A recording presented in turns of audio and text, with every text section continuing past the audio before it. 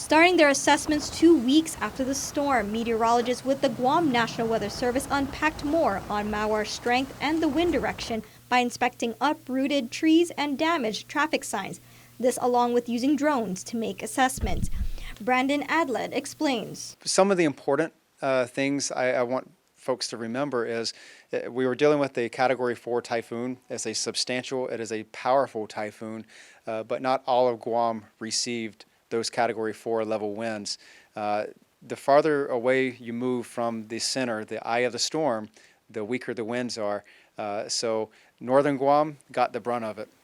All of Guam got significant heavy rainfalls because of the slow-moving nature of Mawar as it passed.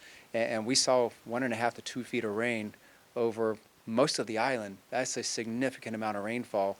But folks in the southern part of Guam, there was a bit of damage.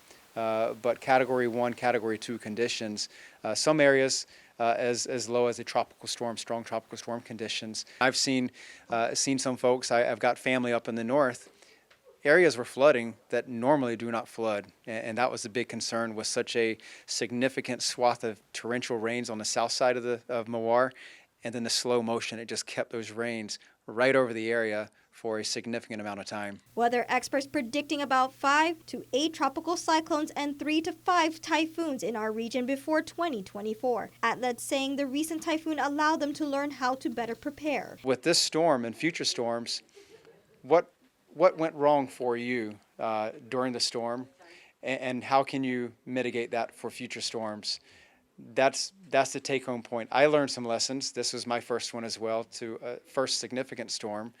And I had some lessons that I learned. What worked well, what did not work well, how can you remedy that? And ultimately, what happened in your surroundings? What kind of damages? Was it loose articles that went flying? Was it vegetation that could perhaps have been trimmed? Not necessarily cut down completely, but could there have been some trees to be trimmed? What's around your yard that's loose could be dealt with beforehand. And so those are the lessons that we should be looking for and then applying for the next storm. It's questions to consider to help you stay ready for the next big one. Julian Hernandez, KUAM News.